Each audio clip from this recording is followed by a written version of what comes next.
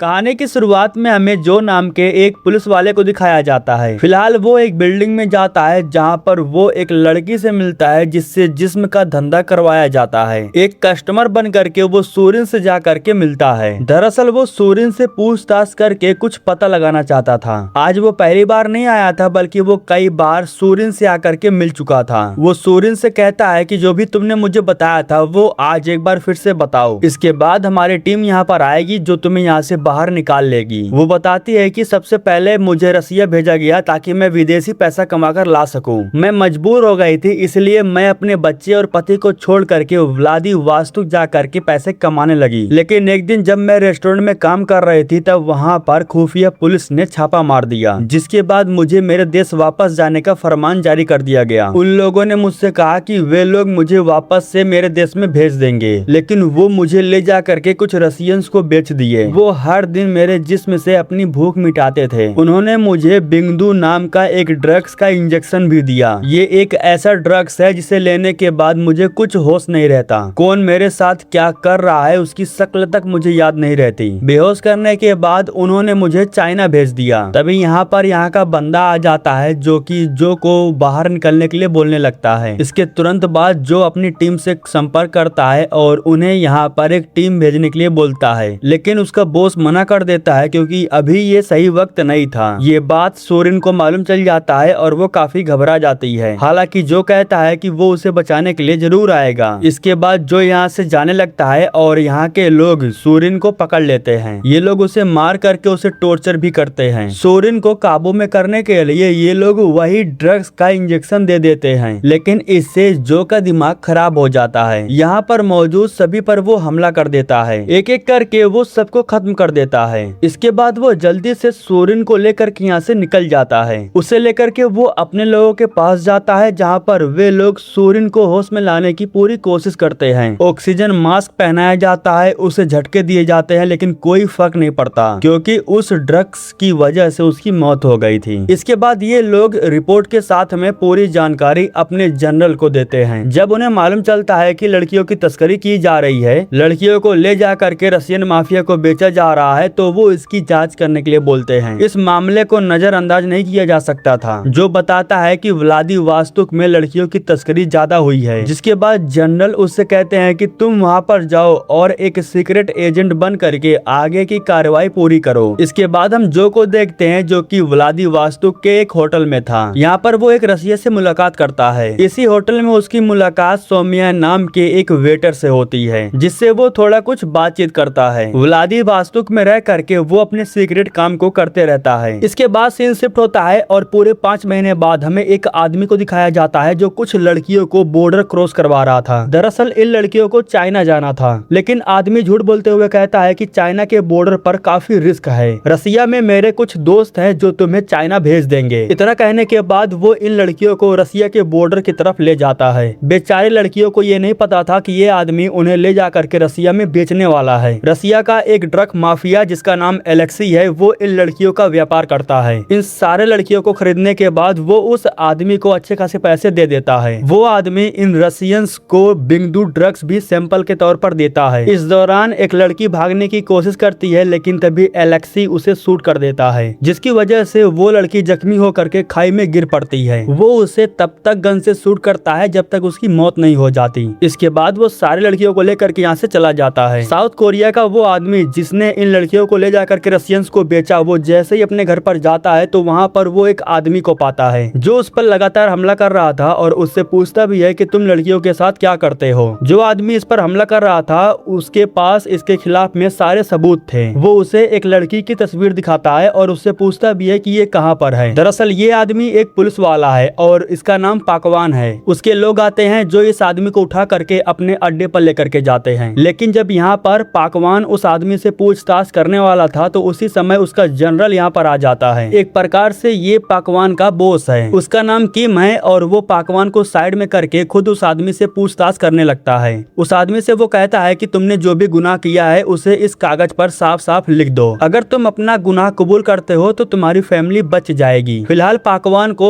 एहसास हो गया था कि यहाँ पर कुछ घोटाला जरूर हो रहा है, इसीलिए वो मेज के नीचे एक माइक लगा देता है। इसके बाद उसका बॉस उसे लेकर के होटल में चला जाता जाता है डिनर करवाने के लिए। एक बात मैं आपको बता दूं कि पाकवान यहाँ का नहीं है, वो प्योंगयांग से साउथ कोरिया आया है और फिलहाल किम को ऐसा लगता है कि वो उस पर नजर रखने के लिए आया है। इस होटल में जब पाकवान सौम्या को देखता है तो देखते ही रह जाता है। अब आखिर इन दोनों में क्या कनेक्शन है ये तो हमें आगे कहानी में पता चलेगा। फिलहाल सौम्या उसे देखती है और फिर यहाँ से चली जाती है। कुछ समय के बाद पाकवान के पास एक कॉल आता है। कॉल पर जो खबर उसे मिलती है उसे सुन करके उसे काफी बुरा लगता है। दरअसल जिस आदमी को उसने पकड़ा था उसने सुसाइड कर लिया है। किम कहता है कि उसने कागज पर अपना गुनाह कबूल कर लिया है। किम के लोगों का कहना था कि जो पेन उसे लिखने के लिए दिया गया था उसी पेन से उसने आत्महत्या की। इसके बाद पाकवान जाकर के माइक को चेक करता है लेकिन वो वहाँ पर नहीं था। किम का एक आदमी उसे बताता है कि उसने तोड़फोड़ किया इसलिए ये माइक भी टूट गया। पाकवान को एहसास हो जाता है कि उसे काफी अच्छे से चूतिया बनाया जा रहा है। इसके बाद हमें सौम्या को दिखाया जाता है। उसकी मैनेजर उसे ले जा करके एक होटल में छोड़ देती है। होटल के अंदर जाने के बाद उसकी मुलाकात उसी रसियन से होती है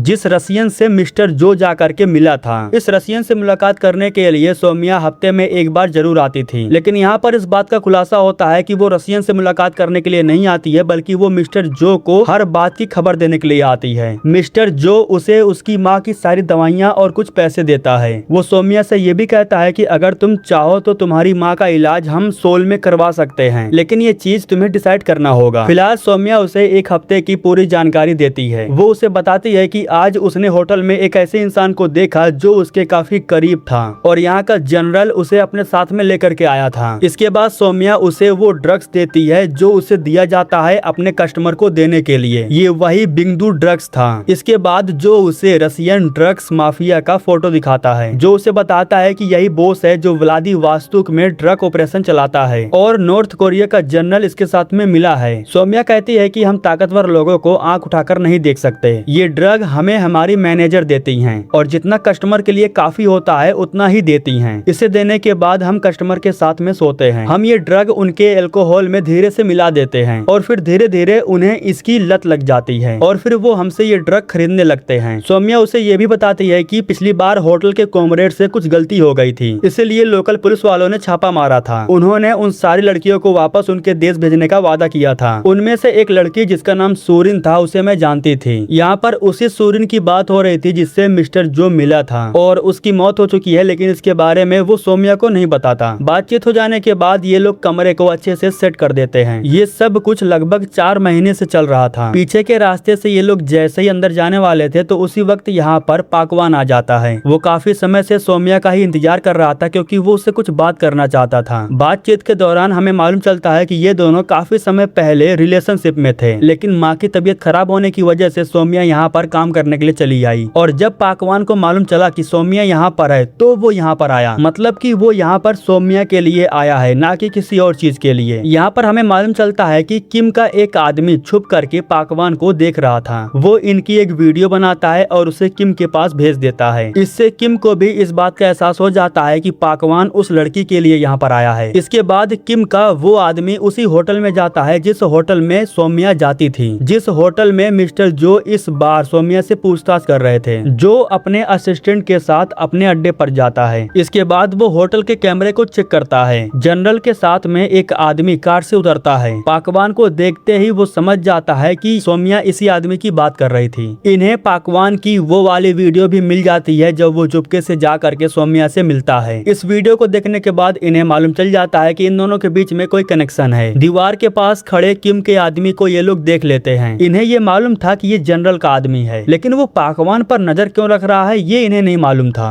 लेकिन ये सब देख करके जो को इस बात का एहसास हो जाता है कि सौम्या मुसीबत में पड़ने वाली है। वैसे तो वो सूरिन को नहीं बचा पाया, लेकिन वो सौम्या को बचाना चाहता है, इसलिए वो जल्दी से उसे होटल से निकालना चाहता था। लेकिन उसकी असिस्टेंट उससे कहती है कि सौम्या ने जो कुछ भी हमें बताया है हमें नहीं पता है कि उसने सच बोला है या झूठ। हम जल्दबाजी में कोई फैसला नहीं ले सकते हैं। इसके बाद हमें सौम्या को दिखाया जाता है जो कॉलेज की एक फोटो देख रही थी जिसमें वो और पाकवान थे। इधर पाकवान भी सेम उसी फोटो को देख करके सौम्या को याद कर रहा होता है। यहाँ पर हमें मालूम चलता है कि जनरल ने उसके कमरे में एक कैमरा लगा रखा है और उसी से वो उस पर नजर रख रहा है। उसे उस होटल की एक और वीडियो मिलती है जिस होटल में सौम्या जा करके जो से मिलती थी। आधी रात को वो पाकवान को अपने ऑफिस में बुलाता है। उसे मालूम चल गया था कि पाकवान सौम्या के लिए यहाँ पर आया है, इसीलिए वो सौम्या को होटल वाली सारी वीडियो दिखाता है। वो बताता है कि सौम्या जब भी होटल में जाती थी तब दो लोग उसके बगल वाले कमरे में आकर के रुकते थे और ऐसा एक बार नहीं बल्कि कई बार हुआ है। मेरा एक आदमी जब होटल में गया और होटल के कमरे को चेक किया तब हमें मालूम चला कि वो दोनों कमरा एक दूसरे से जुड़ा हुआ है। इस तरह ये लोग अलग अलग होटलों में जाकर के मिलते थे लेकिन कहानी सेम था, उनके कमरे एक दूसरे से जुड़े होते थे। और असल बात यह है कि सौम्या जिनसे मिलने के लिए जाती थी वो साउथ कोरिया के लोग हैं। इस बारे में जैसे ही इन लोगों को मालूम चलता है तो पुलिस वाले लड़कियों के घर पर छापा मार देते हैं। सौम्या को जांच करने के बहाने से वो उसे बताता है कि तुमने बहुत बड़ी गड़बड़ कर दी है। इसके बाद वो उसे होटल की तस्वीर भी दिखाता है और कहता है कि मुझे सच सच बता दो कि आखिर बात क्या है, मैं इल्जाम अपने ऊपर ले लूंगा वरना वे लोग तुम्हारा बहुत बुरा हाल करेंगे। तभी सौम्या के कमरे में डॉलर के बहुत सारे नोट मिलते हैं, जिसके बाद पुलिस वाले उसे लेकर के अपने साथ जाने लगते हैं। यह हमें मालूम चलता है कि इस सब के बारे में जो को भी मालूम चल चुका है और वो इन सब पर नजर रख रहा था। पुलिस वाले सौम्या को लेकर के अपने साथ में जाते हैं और उससे पूछताछ शुरू करते हैं। किम उससे कहता है कि तुम्हारा जो भी गुनाह है उसे साफ साफ इन कागजों पर लिख दो, अगर तुम ऐसा करती हो तो शायद तुम्हारी सजा कम हो जाएगी। सौम्या अपना गुनाह लिखती है लेकिन कुछ जगहों पर वो झूठ लिखती थी, जिस बारे में किम को पहले से ही पता था, इसलिए वो उससे बार बार कागजों पर लिखवाता था। जब भी वो एक भी बार झूठ लिखती तब वो फिर से उससे सारा गुनाह पेपर पर लिखवाता था। प्यास की वजह से उसके होठ सूख रहे थे इसलिए वो पानी मांगती है, लेकिन उसे पानी पिलाया नहीं जाता बल्कि पानी की सारी बोतल उसके मुंह पर गिराया जाता है। एक प्रकार से उसे सजा दिया जाता है। खैर वैसे तो सौम्या ने अपना गुनाह कबूल कर लिया था, इसीलिए किम उसे उसके देश वापस भेजने वाला था। हालांकि पाकवान कहता है कि साउथ कोरिया के जासूस से जो पैसे सौम्या को मिले हैं वो मुझे देने वाली थी, मैं उन पैसों को प्योंगयान भेजने वाला था लॉयल्टी फंड के तौर पर। अगर आप उसे इस तरह वापस भेज देंगे तो हमारा मिशन फेल हो जाएगा। लेकिन किम उसकी बात नहीं मानता है, वो सौम्या को वापस यहाँ से भेजने के लिए अपने साथ लेकर के जाने लगता है। हालांकि जाते वक्त आखिरी बार सौम्या पाकवान से कहती है कि तुम्हें मेरे लिए मरने की कोई जरूरत नहीं है, मैं तो मर ही रही हूँ, कम से कम तुम अपनी जिंदगी जी लो। जब किम अकेले उसे लेकर के यहाँ से जाने लगता है तब हमें मालूम चलता है कि मिस्टर जो उसके कार का पीछा कर रहा था। यहाँ हमें मालूम चलता है कि किम उसे जहाज पर लेकर के नहीं जाता बल्कि उसे फैक्ट्री के पीछे लेकर के जाता है, जहाँ पर हम एलेक्सी को देखते हैं। दरअसल किम इन लोगों के साथ में मिला हुआ था और वो भी लड़कियों को ला करके इसे बेच देता था। जो अपने साथ में एक कैमरा ले आया था जिससे वो इन सब की फोटोज को क्लिक कर लेता है। एलेक्सी के लोग सौम्या को कार में बैठाते हैं और उसे लेकर के यहाँ से जाने लगते हैं, जिसके बाद जो उनकी कार का पीछा करता है। रास्ते में वो सारे फोटो को अपने असिस्टेंट के पास भेज देता है। इन फोटोज को बैकअप करने के बाद जैसे ही वो यहाँ से निकलने वाली थी तो उसी वक्त यहाँ पर पाकवान आकर के पहुंच जाता है। दरअसल वो इन लोगों के ऊपर काफी गुस्से में था क्योंकि इन्हीं लोगों की वजह से सौम्या की जान खतरे में पड़ी। पाकवान उस पर हमला करता है और उससे उसके बॉस के बारे में पूछता है। दूसरी तरफ हम जो को देखते हैं जो रशियंस का पीछा करते हुए उनके अड्डे पर आकर के पहुंच जाता है। अंदर जाने से पहले वो अपना सारा हथियार वगैरह लेता है और बुलेट प्रूफ जैकेट भी पहन लेता है। इसके बाद वो जैसे ही अंदर जाता है तो तभी उसके फोन पर एक मैसेज आता है। तब उसे मालूम चलता है कि उसके असिस्टेंट को बंधक बनाया गया है। इसके बाद वो कॉल करता है और पाकवान से बात करता है। पाकवान उससे कहता है कि मुझे तुमसे मिलना है, अगर तुम नहीं आओगे तो मैं तुम्हारे असिस्टेंट को मार दूंगा। यहाँ जो को पाकवान के बारे में मालूम चल चुका था। जो उससे कहता है कि तुम जिसकी तलाश कर रहे हो मैं उसी की जान बचाने के लिए आया हूँ। तुम्हारे जनरल ने सौम्या को ले जाकर के रशियन गैंग को बेच दिया है। पाकवान को यकीन नहीं हो रहा था, लेकिन जब उसकी असिस्टेंट उसे सारे फोटोज को दिखाती है तब उसे यकीन हो जाता है। सौम्या को जिस जगह पर ले जाया गया था उस जगह का जो ने एड्रेस भी भेज दिया था।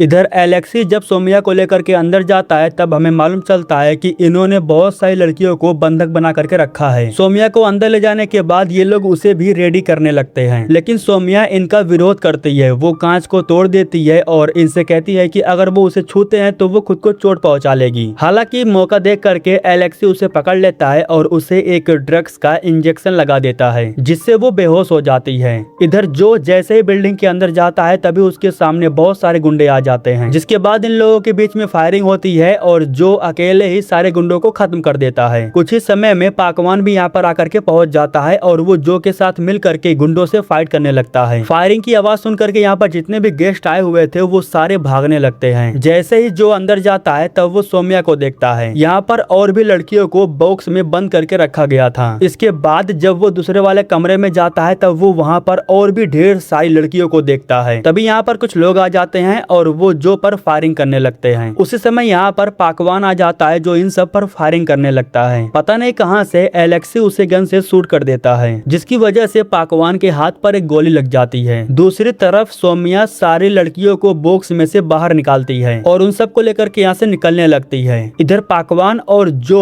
एलेक्सी के सारे लोगों को मार देते हैं। जब एलेक्सी अकेला बचा हुआ था तब ये दोनों जा करके उससे फाइट करने लगते हैं, लेकिन ये दोनों उससे जीत नहीं पाते हैं। वो अकेले ही इन दोनों को हरा देता है। वो पाकवान को ले जा करके गैस की पाइप से उसका शरीर रगड़ने लगता है। इस दौरान जो को जैसे ही मौका मिलता है तो वो उसे गन से शूट कर देता है, जिसकी वजह से मौके पर ही एलेक्सी की मौत हो जाती है। इसके बाद ये सभी लोग जैसे ही लड़कियों को लेकर के बाहर आते हैं तो उसी समय इन पर फायरिंग होने लगती है। दरअसल किम अपने लोगों के साथ में यहाँ पर आकर पहुंच चुका था। कई लड़कियों पर फायरिंग करके वो उन्हें जख्मी भी कर देता है। वो उन पर तब तक फायरिंग करता है जब तक उन लड़कियों की मौत नहीं हो जाती। दरअसल वो इन सब का गुनहगार पाकवान को बनाना चाहता था। वो पाकवान को देशद्रोह साबित करना चाहता था। इन्हें जैसे ही मौका मिलता है तो ये लोग किम के लोगों को मार देते हैं। आखिरी में अकेला बचा हुआ था किम, जो कि कार के पीछे छुप रहा था। लेकिन तभी पाकवान और जो ये दोनों अचानक से उसके सामने आ जाते हैं। तीनों आमने सामने खड़े थे और तीनों के हाथ में गन थी। दोनों एक साथ में किम पर फायरिंग करते हैं, लेकिन इस दौरान किम को भी मौका मिल जाता है और वो पाकवान को गन से शूट कर देता है, जिसकी वजह से पाकवान बहुत ही बुरी तरीके से जख्मी हो जाता है। वो आखिरी सांसें गिनने लगता है। सौम्या उसके पास जाती है और उसे इस हाल में देख करके रोने लगती है। फिलहाल जो भी सबूत और गवाह इन्हें मिला था उन सब को चीफ कमांडर के सामने रखते हैं। सच्चाई के बारे में पता चलने के बाद ये लोग मिशन को आगे कंटिन्यू रखते हैं, लेकिन गुप्त तरीके से। सौम्या जो से गुजारिश करती है कि उसे एक ऐसे देश में भेज दिया जाए जहां उसे कोई न जानता हो, और वो वहां पर जा करके एक नई शुरुआत करती है। इसी के साथ दोस्तों ये कहानी यहीं पर खत्म हो जाती है।